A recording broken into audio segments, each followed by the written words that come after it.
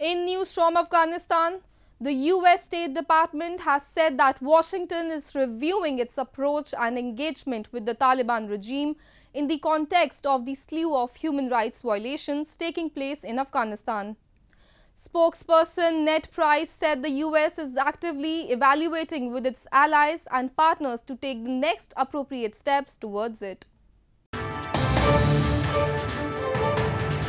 The US State Department spokesperson Ned Price on Monday said that Washington is reviewing its approach and engagement with the Taliban in context of many human rights violations that are taking place in Afghanistan under the atrocious regime.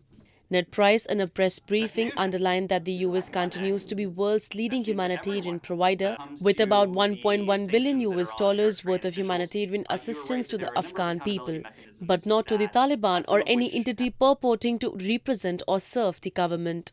This money is not flowing to or through the Taliban.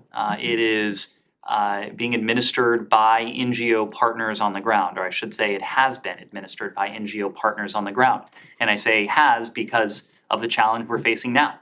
These draconian edicts on the part of the Taliban, including an edict propagated on Christmas Eve of last year, that NGOs couldn't work with women, had to work with men, of course. Meanwhile, the United Nations Office for the Coordination of Humanitarian Affairs in a report on Monday said that Afghanistan is facing an unprecedented humanitarian crisis with a very real risk of systematic collapse and human catastrophe.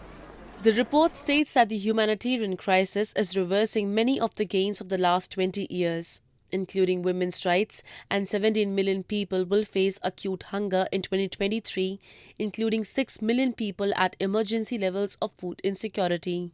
No government has formally recognized the Taliban administration since it seized power in 2021, with some diplomats saying it must change course on women's rights. Many countries have expressed major concerns over most girls and women over the age of 12 being stopped from attending school or university.